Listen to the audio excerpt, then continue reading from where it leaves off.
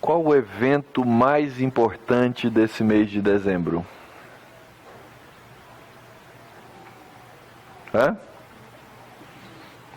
O lançamento de Star Wars.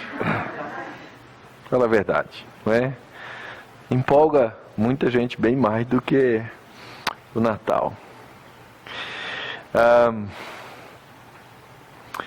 Nós vivemos em tempos confusos.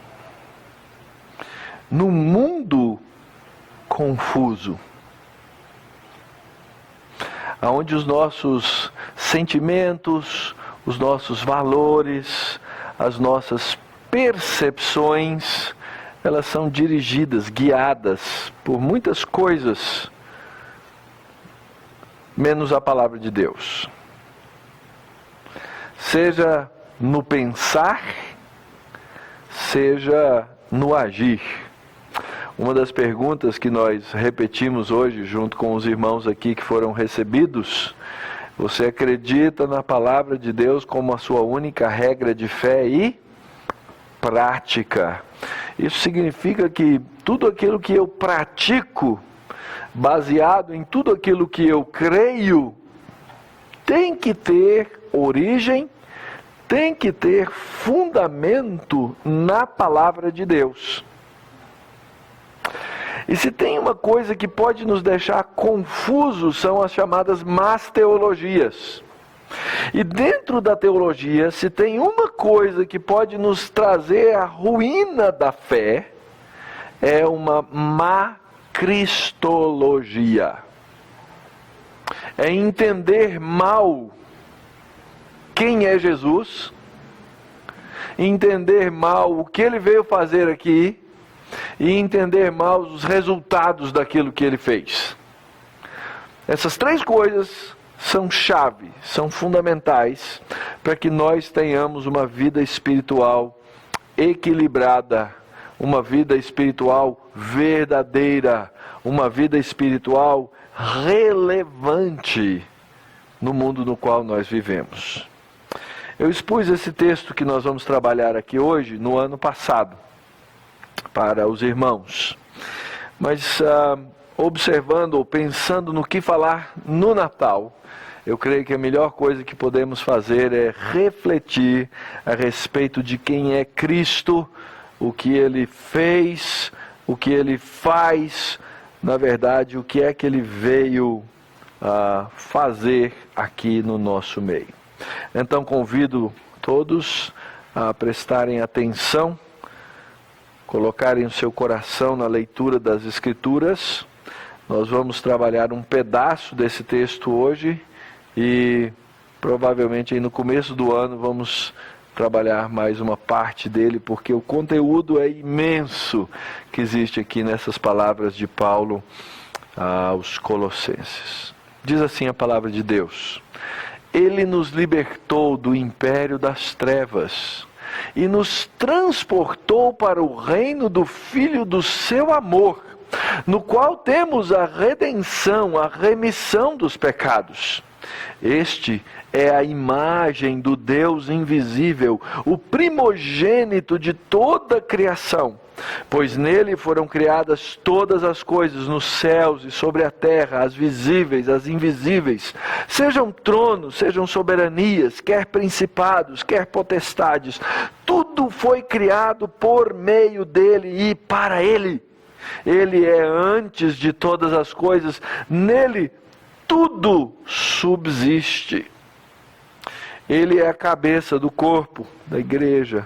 Ele é o princípio, o primogênito de entre os mortos, para em todas as coisas ter a primazia, porque aprouve a Deus que nele residisse toda a plenitude, e que, havendo feito a paz pelo sangue da sua cruz, por meio dele reconciliasse consigo mesmo todas as coisas, quer sobre a terra, quer nos céus. E a vós outros, que também outrora éreis estranhos, inimigos no entendimento pelas vossas obras malignas, agora, porém, vos reconciliou no corpo da sua carne, mediante a sua morte, para apresentar-vos perante ele santos, inculpáveis, irrepreensíveis, se é que permaneceis na fé, alicerçados e firmes, não vos deixando afastar da esperança do evangelho que ouvistes e que foi pregado a toda criatura debaixo do céu, e do qual eu, Paulo, me tornei ministro. Vamos orar? Pai bendito, estamos diante da tua palavra. Rogo a Deus que nossos corações sejam nessa hora absolutamente cativos do Senhor.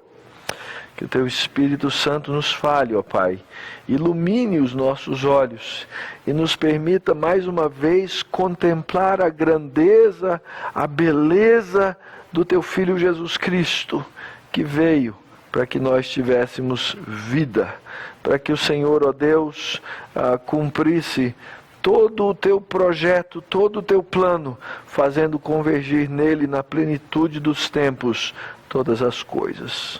Dá-nos graça, Senhor, dá-nos misericórdia. Humilha-nos, ó Pai, perante a tua face, para aprendermos a verdade.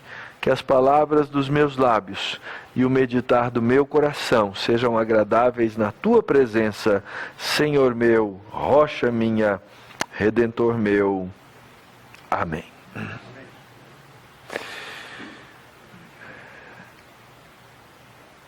Um autor chamado James Sire escreveu um livro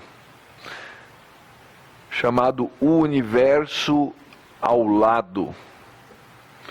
E o que ele tinha em mente ao escrever esse livro é que nós moramos um do lado do outro, somos vizinhos, mas se você entrar na casa de um e entrar na casa de outro e perguntar como funciona o mundo, como funciona o universo, esses dois vizinhos vão dar respostas diferentes. Então, na verdade, na nossa cabeça, na nossa mente, nós entendemos, compreendemos e construímos um universo no qual nós vivemos. Então, pode ser que você viva, por exemplo, usando a minha pergunta bem do comecinho, naquele universo de Star Wars, onde existe o lado negro da força e o lado... Como é que chama o outro lado da força, gente? Vocês que são especialistas, tem nome? Deveria ser a luz, né? Mas eu nunca ouvi eles falarem o lado luz da força. De qualquer jeito, nesse universo, esse universo é um universo dualista, no qual você se aproxima, você se inclina para um lado e para o outro. E pelo jeito é um universo eterno que vai ficar balançando entre um e outro, porque já vai para qual Star Wars, né? Quando o Avner for avô, vai estar no Star Wars 52, não é? E ainda vai estar o lado negro da força e o outro lado brigando um com o outro. É uma eterna ou um eterno dualismo no qual nós vivemos. Existe ali por trás uma filosofia, existe ali uma maneira de compreender o universo, que está nos filmes, mas que na verdade é o reflexo e é a maneira de muita gente entender o mundo. E o que estava acontecendo com aqueles irmãos lá de Colossos que receberam essa carta é que tinha gente pregando teologia de Star Wars para eles. E na verdade o que estava acontecendo com eles é que eles estavam ficando confusos com aquilo. Eles já haviam recebido o Evangelho, eles já haviam conhecido a Cristo, mas tinha gente ali propondo para eles que eles talvez se fizessem tal coisa, eles descobrissem algum mistério diferente, e aquilo daria para eles algum poder diferente, no qual eles poderiam viver melhor. E aí então os rituais entram nesse processo. Eles começam a falar de uma série de coisas que quem sabe poderia, com aquelas cerimônias, eles poderiam determinar o futuro. Então o apóstolo Paulo vai falar mais adiante na carta, lá na frente, no capítulo 2, a respeito de usos e costumes. Olha, se você acha que comer isso, não comer aquilo é o que vai fazer você livre, cuidado. Se você acha que guardar dia, lua nova, sábado é o que vai ser o sucesso da sua vida espiritual, cuidado. Cuidado, porque tem gente que pretesta humildade, mas cultua anjos, tem visões. Cuidado, muito cuidado. E é óbvio que essa era uma teologia que estava, digamos assim, tentando aqueles irmãos. Eles estavam inclinados no seu coração a caminhar para aquele rumo, para aquela direção, porque eles estavam sofrendo. Eles estavam sofrendo perseguição porque eram cristãos. Seus negócios iam mal porque eram cristãos. O pessoal deixava de comprar no açougue do crente, parava de fazer negócio com o crente, achava aquele povo esquisito e assim por diante. E nesse sofrimento da perseguição, às vezes eles viam luz, inclinavam o coração para ir para uma direção diferente. Quem sabe a minha vida melhora. E essa é uma tentação secular, ou seja, dura séculos e séculos. Quando a gente está bem, a gente anda, caminha tranquilamente. Quando a gente tem dificuldade, a gente quer achar uma solução, nós queremos ser práticos, eu tenho que achar. E se for então, sei lá, o Zé Arigó, alguém conhece, já ouviu falar de Zé Arigó, né? Isso é de uma geração bem antiga, Dona Maura, né? Zé Arigó era um cirurgião espírita, que fazia cirurgião espiritual, né? Era famoso aqui no Brasil, e curava todo mundo. Estou doente, se o pessoal diz que esse cara cura, eu vou lá. E hoje acontece isso no nosso meio, gente procurando igrejas, entre aspas, que prometem para você todo tipo de coisa, todo tipo de resposta, toda solução imediata. Não, vai lá que você vai ser curado, vai lá que você vai receber prosperidade, vai lá que você vai receber bênção. Ó, Flávio, vai lá que você vai arrumar o emprego já, tranquilo, não é? Para ontem. As pessoas ensinam dessa maneira. E fala a verdade, lá no fundo, a gente, quem sabe, até por causa da nossa incredulidade em Cristo, gostaria que essas coisas fossem verdade. Gostaria. Mas o fato é que elas não são. Paulo então vai escrever essa carta a esses irmãos lá em Colossos. Ele nem conhecia esses irmãos. O pastor deles foi lá na prisão onde Paulo estava em Roma e falou com eles: olha, o problema deles, Paulo, é esse aqui. Como é que eu posso ajudar esses irmãos que eu pastorei, porque eu não sei. E aí talvez as nossas soluções fossem diferentes das soluções de Paulo, mas Paulo traz duas soluções nessa carta para o problema e a dificuldade e a luta espiritual que os irmãos de Colossos passavam. O primeiro deles chama-se oração. Paulo, várias vezes nessa carta, ora pelos irmãos. Ele intercede pelos irmãos. E aqui não é campanha de oração, não é novena de oração, não é esses mecanismos tolos que os homens inventam.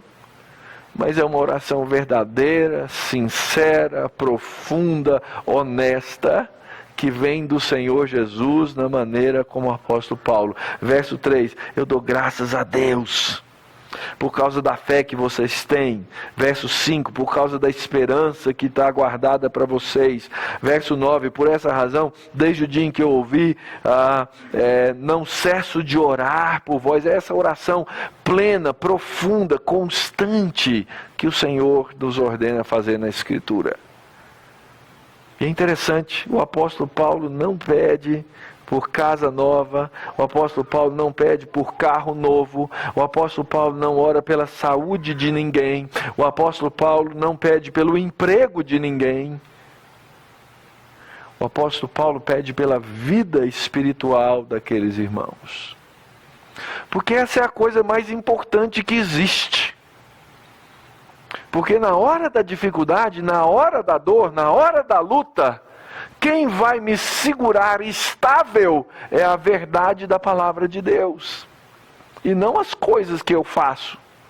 Não as tentações que se colocam diante de mim. Então a primeira solução do apóstolo Paulo é a oração. Paulo ora por aqueles irmãos, ele mostra real preocupação pelo crescimento espiritual deles, ele fala a respeito do problema da falsa doutrina e das filosofias que haviam aí, e depois que o apóstolo Paulo ora e dá ação de graças, no versículo que nós começamos a ler, o apóstolo Paulo dá a verdade para aqueles irmãos.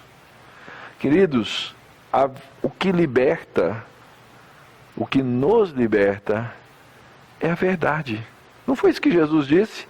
Conhecereis e a verdade vos libertará. A grande pergunta é quem é a verdade e o que é a verdade?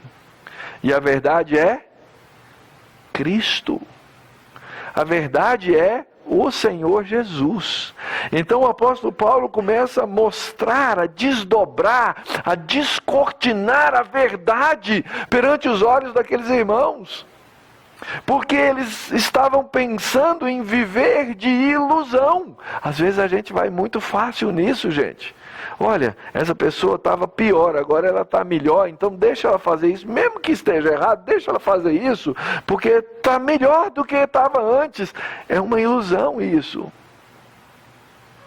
Meia verdade não é correspondente a meia mentira, sabia disso? Meia verdade corresponde a uma mentira inteira. Então, ou nós conhecemos a verdade a respeito de Cristo, quem Ele é, o que Ele faz, e nós vivemos dessa liberdade plena, ou nós vamos ter a vida inteira o nosso coração dividido. Então, depois das orações, depois das ações de graças, o que é que eles precisavam? Eles precisavam conhecer a verdade que nos livra dos poderes desse mundo. Nós vivemos no século das chamadas fobias. Você já ouviu mais fobia nos últimos 5 anos do que você ouviu nos últimos 40 da sua vida, se é que você já tem 45. É ou não é? Antigamente a gente ouvia falar de claustrofobia, lembra? Que era o medo de ficar em lugar fechado. Que mais? Que outra fobia que você conhecia? Hã? Aí só para quem é filósofo, Flávio. Você não conhece, hoje tem agorafobia, que é o medo de estar em lugar aberto, não é?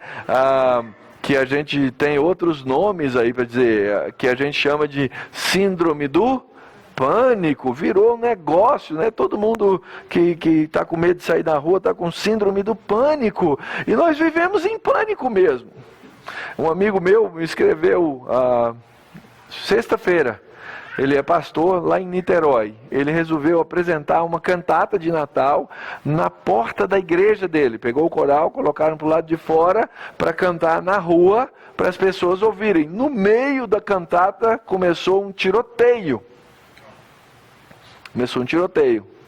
E aí o povo entrou em pânico ali na hora, aí pararam os tiros, acho que no Rio deve ser mais ou menos normal, dá uns tirinhos, né? E tal, eles começaram a cantar de novo, resolveram continuar a cantata. E o que aconteceu? começaram os tiros de novo. Só que dessa vez o coral não parou. O que faz alguém continuar a apresentar uma cantata de Natal no meio de um tiroteio? É você superar uma fobia. Superar um meio, porque a minha lógica, a minha razão diz eu vou cascar fora daqui. E aí então ele deu testemunho de como ele pôde, junto com a igreja e o coral da igreja dele, dar um testemunho da fé evangélica que eles têm. Numa sociedade, num mundo cheio de fobias. E veja bem, Jesus, hora nenhuma, garantiu que nenhum membro do coral levaria um tiro, tá? Não existe essa garantia na Bíblia. Ainda mais no Rio de Janeiro. Essa verdade que nos move, a primeira delas é mostrar que nós estamos livres dos poderes desse mundo. Eu não sou escravo desse mundo no qual eu vivo. Eu preciso entender essa verdade da liberdade. A gente tem medo, as pessoas andam por aí com medo dos mistérios, dos espíritos, dos demônios. As religiões chamadas, entre aspas, evangélicas hoje, elas usam as coisas das chamadas religiões de mistério para se proteger. Então você vai em determinadas igrejas, tem o culto da rosa vermelha, tem o culto do sal grosso. Essas coisas são provenientes dos ambientes das religiões africanas. O cara importa aquilo para dar para o indivíduo uma noção, uma ideia de que essas coisas os protegem. De novo, nas perguntas que nós fizemos aqui aos novos irmãos da igreja, uma delas é bem clara, que nós entendemos que é perigoso, que são perigosos todos os rituais que são estranhos à Bíblia. Mas a igreja contemporânea vive dessas coisas. As pessoas vivem da palavra de demônios, não é não? Não é isso que está acontecendo nas igrejas? Como é que o pessoal hoje sabe como é que expulsa um demônio? Na Escritura está escrito que se expulsa um demônio em nome de Jesus. Mas as pessoas vão lá e fazem entrevista com o demônio. E aí eles vão aprendendo com o capeta como é que faz. Interessante, não é? Mas é o que a gente vê na televisão todos os dias. Como é que a gente pode ficar firme no meio das chamadas confrontações? Como é que nós podemos permanecer no meio delas? Paulo, é a pergunta daqueles crentes, nós estamos mesmo livres dessas coisas? Nós estamos livres dessas coisas? Será que essas forças espirituais não podem me atacar? E eles tinham razões para ter essas dúvidas. Uma dessas razões é que eles tinham ensinamentos incompletos a respeito de Cristo. Quando nós temos a compreensão completa daquilo que a Escritura nos fala a respeito de Jesus, nós temos como viver com confiança. Então, meu propósito hoje com vocês é trabalhar a primeira parte desse texto de Colossenses e mostrar que essa vinda de Cristo, a encarnação do Senhor Jesus Cristo, a presença do Senhor Jesus Cristo e também a obra do Senhor Jesus Cristo são a nossa garantia vinda de Deus, de que somos o povo de Deus, salvo por Ele. Como é que o apóstolo então começa nos ensinando no verso 13? Ele diz assim: Ele nos libertou do império das trevas. Nós temos que entender o que é esse império das trevas. E o grande cuidado, o grande perigo é entender que o império das trevas é o lado negro da força. De que nós vivemos num universo dualista. De que nós vivemos nesse universo em que as pessoas se inclinam para um lado ou se inclinam para o outro, mas que no final todo mundo tem um lado negro e um lado bom. Depende da sua inclinação. Ou quem sabe, em outro filme, qual pílula você vai beber, né? Percebem que nós vivemos num mundo onde as crenças são basicamente dualistas? E que então eu tenho que lutar contra o meu lado negro para fazer com que esse meu lado luz transpareça. Aliás, me perdoem, não sei nem se falar lado negro é permitido hoje em dia, não é? Tamanha é a confusão que a gente vive no mundo, que a gente não pode mais falar as coisas porque tudo se torna politicamente incorreto. Tudo se torna politicamente incorreto. É um mundo estranho, mas Cristo veio para nos libertar dessas coisas. A primeira coisa que eu preciso entender, quando o texto diz Ele nos libertou, eu preciso entender que alguém é libertado de alguma coisa para alguma coisa. E aqui vem a necessidade de quebrar uma ideia, um sonho, uma filosofia humana chamado liberdade absoluta. A liberdade absoluta não existe. Nós vimos recentemente os ataques lá em Paris, não é? E uma das coisas mais festejadas depois é que um cara levou um piano lá para uma praça, no lugar lá dos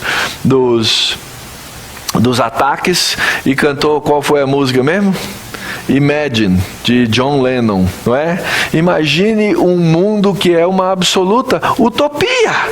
Aliás, ele disse, imagina um mundo que não tem nem céu, nem inferno. Ele não quer entender, eu quero viver num mundo que é irreal, porque essas coisas, segundo a Bíblia, elas existem.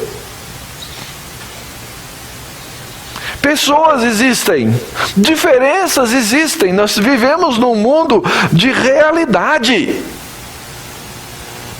E eu tenho que ser, então, em primeiro lugar, libertado de alguma coisa que é falsa, ou de ideias que são falsas, de conceitos que cativam a mente do homem.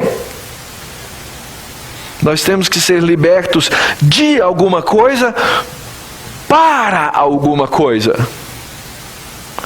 Na narrativa bíblica, nós temos vários exemplos ao longo da história. Talvez o mais conhecido de todos nós seja a história do povo no Egito. Lembra qual era o clamor de Moisés diante do faraó? Faraó representava a semente de Satanás, os escravizadores do povo de Deus. E aí então ele diz, olha, deixa meu povo ir. Ir para onde? Fazer o quê? E era, deixa meu povo ir para cultuar. Deixa meu povo ir para adorar. Quando o apóstolo Paulo diz ele nos libertou do império das trevas, significa que esse império das trevas, ele é o nosso, ou era o nosso cativeiro. É aquilo que nos impede de adorar o nome de Deus. É aquilo que nos impede de reconhecer a verdade de Deus. É aquilo que nos deixa cegos para ver a realidade do universo. Ele nos liberta com o poder do Espírito Santo e nos faz ver, nos faz conhecer, nos faz entender o universo. Domingo passado eu preguei lá na igreja da Lapa. E depois teve uma comemoração lá do dia do pastor presbiteriano. Ser pastor na congregação tem essa vantagem. Você recebe na congregação e depois você recebe lá na igreja. Tá vendo? E aí uma senhora, mãe de um membro, agora ela também membro da igreja, ela já deve estar perto dos seus 90 anos. Ela me chamou e falou assim, sabe, pastor Mauro, queria agradecer muito pelo que o senhor falou hoje. até 3 anos atrás, ela tem mais de 80 anos de idade. Se o senhor tivesse falado isso, eu não tinha entendido nada. Mas uns 3 anos atrás, aconteceu uma coisa comigo, pastor Mauro. E eu comecei a entender o mundo. Uma senhora de mais de 80 anos. Eu comecei a entender o mundo. Hoje o senhor fala essas coisas. Eu falei sobre Cristo e o Natal. Hoje o senhor fala essas coisas. Elas são claras para mim. E eu queria agradecer porque o senhor fala delas. Sabe o que aconteceu com essa irmã em Cristo? Ela viveu 80 anos cativa do império das trevas. O império das trevas não permitia que ela entendesse a verdade de Deus, não permitia que ela compreendesse o mundo de Deus, não permitia que ela necessitava da verdade para ser liberta. Mas um dia, a verdade da obra de Cristo operou na vida dela e ela entendeu que ela foi liberta desse império das trevas. O império das trevas, ele opera na mente dos homens, cegando-os, para que não entendam e não vejam a verdade. O império das trevas opera na vida dos homens, cativando-os com toda sorte de vícios, de todo tipo, de todo jeito, sejam vícios físicos, sejam vícios em drogas, sejam vícios emocionais, sejam vícios da violência, sejam vícios de qualquer espécie. E eles só podem ser libertados pela luz do Evangelho. E o texto diz, Paulo diz àqueles irmãos de Colossos, tentados a arrumar alguma outra coisinha, ele nos libertou do império das trevas. Aliás, queridos, a cegueira do império das trevas faz com que os homens vivam religiões falsas. E você já ouviu, toda religião é boa, toda religião leva para Deus. Então é melhor ver alguém numa religião do que ver alguém em nada. Ou mentira. Porque o homem pode fazer de qualquer coisa a sua religião. Aliás, a política pode ser a religião do indivíduo. Ele se diz, eu sou ateu, mas a política é a religião dele. Aliás, a religião dele pode ser, sabe o quê? Pode ser o presbiterianismo. E se alguém crê no presbiterianismo como a sua fonte de salvação, a notícia que eu tenho para dar é que vai parar no inferno. A religião do homem pode ser a sua própria ortodoxia, sabiam disso? O homem passa a amar a sua ortodoxia e aquilo vira o seu próprio legalismo. Ele passa a amar aquilo que ele crê, ao invés de amar aquele. E aquilo que ele crê toma o lugar de Deus na vida dele. Ele luta por aquela ortodoxia. Por isso que você vê as lutas em alguns países entre católicos e protestantes. Faz sentido um negócio desse? Faz sentido? Nós não precisamos viver nesse tipo de guerra religiosa. Mas os homens são capazes de fazê-las. Os homens são capazes de fazê-las. E o que nós estamos vendo aí com o radicalismo muçulmano? O que é o radicalismo muçulmano? É uma crença numa religião de si mesmo. E esses homens matam e morrem por causa dessas coisas. Mas o texto diz, ele nos libertou do império das trevas. Ele nos transportou para o reino do Filho do seu amor, para o reino de Deus, para o reino de Cristo, a fim de que nós pudéssemos viver vida abundante em Cristo. Observe que o apóstolo Paulo faz um contraste grande. Um chama-se império, o outro chama reino. Aqueles que dizem que amam o imperador, mentem. Porque o imperador, ele é sempre um tirano. Aqueles que dizem que amam o rei, falam a verdade. Porque o rei, ele serve. Essa é a diferença. Nosso Deus não é um imperador, nosso Deus é um rei de amor bondoso. E Ele nos ensina a amá-lo de maneira profunda. Esse império, aquele que domina o império e aquele que reina, são distintos. Um é fruto de trevas, o outro é fruto de real amor. Um é bom, o outro é maligno. Ele nos libertou do império das trevas e nos transportou para o reino do Filho do seu amor. Ah, meu irmão querido, minha irmã querida que está aqui.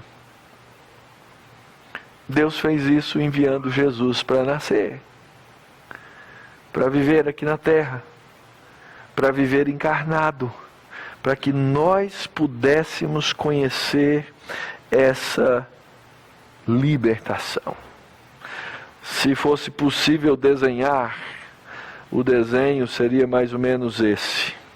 Nós temos um reino, que é o reino do Filho do amor de Deus. No meio desse reino nasceu um império, que a gente chama de um império parasita, que é o império das trevas. Esse império nunca esteve fora do domínio de Deus e nunca vai estar. Deus apenas permitiu que esse império parasita, tendo surgido e nascido, ele agora traga glória ao seu nome. E o que acontece comigo, o que acontece com você, que nascemos em pecado, é que nós somos transportados de dentro do domínio desse império das trevas, porque Deus entra ali e arrebenta suas portas e nos tira daquele cativeiro para que nós possamos viver no reino do Filho do amor de Deus. Nós fomos transportados, nós fomos resgatados, nós não estamos mais debaixo dos poderes do domínio desse império. Nós somos livres para adorar a Deus, nós somos livres para pregar o Evangelho de Cristo, nós somos livres para compartilhar dessa graça que nós já recebemos.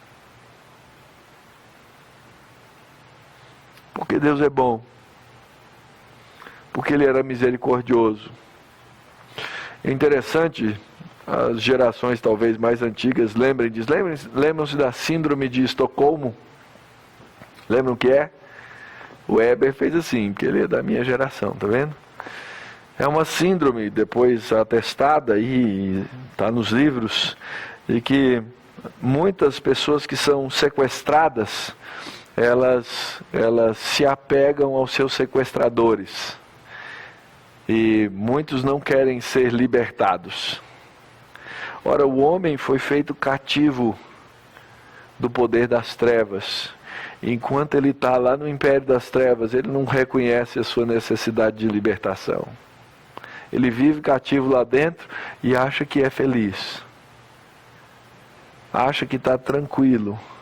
Acha que não precisa de nada. Acha que não precisa de salvação.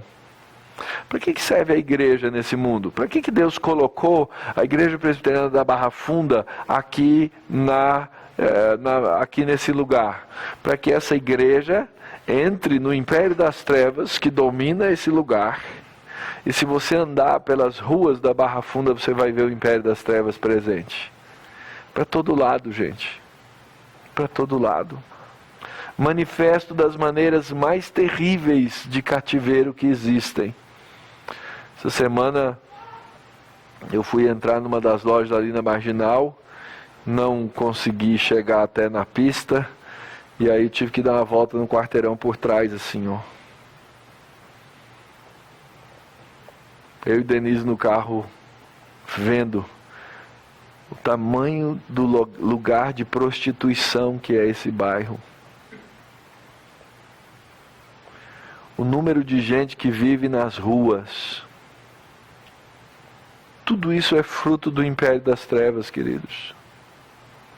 E aquelas pessoas, talvez você chegue ali à borda e fale, e aí, você quer sair dessa vida? Provavelmente a maioria diz, não, tá bem. Os negócios vão bem. aquele que é cativo do império das trevas sequer reconhece, por causa das trevas, que precisa sair daquela escuridão. Mas nós fomos chamados para pregar o Evangelho no meio dessas trevas. Isso é uma coisa fundamental para o crente entender. Nós temos que pregar o Evangelho no meio dessa escuridão. Então, se Cristo fez tudo isso, e se Ele nos libertou, agora nós somos livres. Você já entendeu o sentido da sua liberdade? Você já entendeu o tamanho da sua liberdade? O texto diz assim: no qual, no Filho do reino do amor de Deus, nós temos a redenção e nós temos a remissão dos pecados. A redenção significa que a dívida que eu tinha foi paga. Eu não preciso mais pagar nada. E é interessante, a dívida que eu tinha não era com outro, senão o Deus do universo. Aquela dívida foi paga, ela foi quitada. O preço do meu resgate foi pago. E cuidado aqui, porque a ideia, já que eu falei império das trevas e cativo do império das trevas, a ideia de alguns é que, então, Deus precisou pagar alguma coisa para Satanás. Não, Deus não pagou nada para Satanás. Porque originalmente Deus é o dono da minha vida. Ele é o meu Criador. Então nós fomos resgatados para sermos libertos daquela escravidão do império das trevas. Nós recebemos um resgatador que é Cristo. Ele comprou a nossa dívida para que nós pudéssemos ser absolutamente livres. Ele nos deu redenção e Ele nos deu remissão de pecados. O sangue do Cordeiro de Deus foi derramado para que eu pudesse ser libertado. Temos a redenção e temos a redenção. Primeiro Ele nos tira do domínio das trevas e depois Ele nos restaura diante de Deus para que sejamos livres. Irmão querido, irmã querida, você é livre mesmo. Já percebeu isso? Que você é livre em Cristo Jesus? Que em última análise você é devedor a Cristo. Então você deve seguir a palavra de Cristo e que esse Senhor meu, esse meu mestre, Ele é bondoso, Ele é amoroso, Ele fez essa obra e Ele me libertou, Ele te libertou para adorar a Deus. Me libertou do domínio do império das trevas, me libertou da influência de Satanás, me libertou e me deu condições de lutar contra a minha natureza pecaminosa, que era senhora do meu ser, para que agora eu possa viver com liberdade. Eu sou livre dessas coisas, você é livre dessas coisas. Você é livre para servir ao Senhor. Essa é a liberdade. É assim que aconteceu lá no Egito. Deixa meu povo ir para me cultuar. Deixa o meu povo ir para me adorar. Tira as amarras do cativeiro para que esse povo possa livremente adorar a Deus. E como é que nós adoramos a Deus? Nós adoramos a Deus no serviço. Serviço em todos os sentidos. Aliás, em inglês, isso que a gente está fazendo aqui chama-se service. O culto é chamado de service. Serviço. Nós somos chamados para servir em todo o tempo. Em todo momento, em toda instância, nós somos chamados nessa liberdade para glorificar o nome de Deus e gozá-lo para sempre. Esse é o nosso chamado como crentes no Senhor Jesus. Então, queridos, o que fazer diante dessa liberdade? Primeira coisa, não tomem por ocasião a liberdade que temos para pecar. Essa é uma exortação clara da Escritura. Não usemos a liberdade que temos para o uso do pecado. Isso pode se manifestar de muitas maneiras. Se por um lado nós lutamos contra o legalismo, de ficar impondo e colocando regrinhas para a vida dos crentes, o grande perigo que nós passamos é exatamente o contrário. É achar que não temos regras e porque não existem as regras, nós temos a liberdade para o pecado. Houve igreja em que alguns diziam, não, se a graça veio por causa do pecado, então se eu pecar mais, a graça vai ser maior ainda. Cuidado.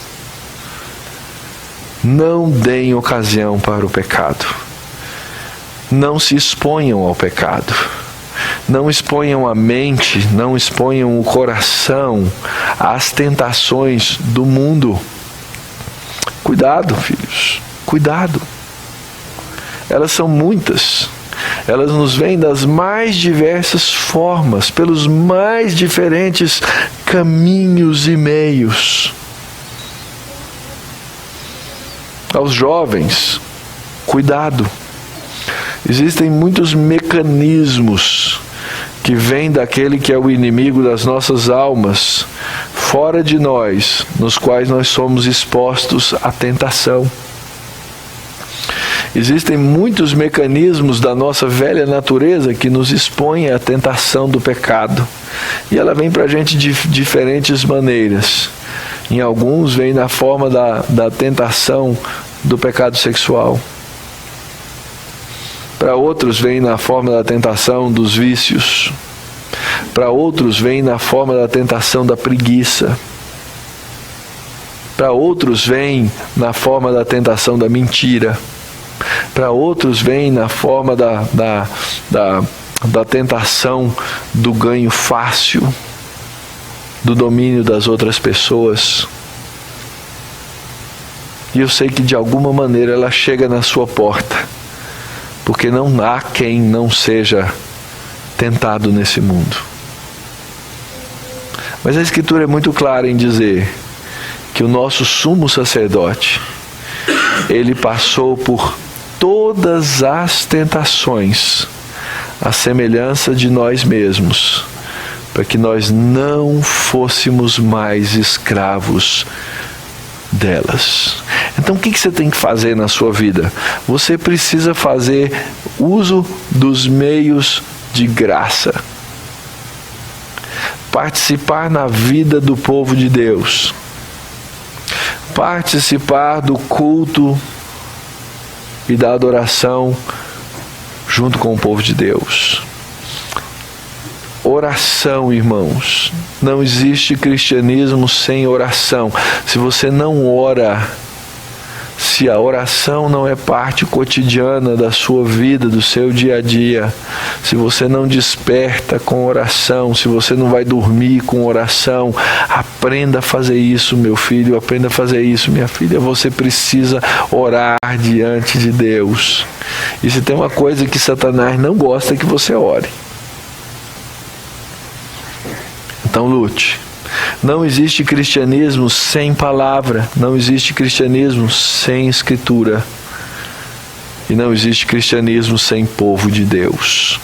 Esse é o nosso chamado, é para isso que Deus nos chamou, e que nesse Natal nós então saibamos viver essa vida de liberdade que nós recebemos, porque isso glorifica o nome do nosso Senhor.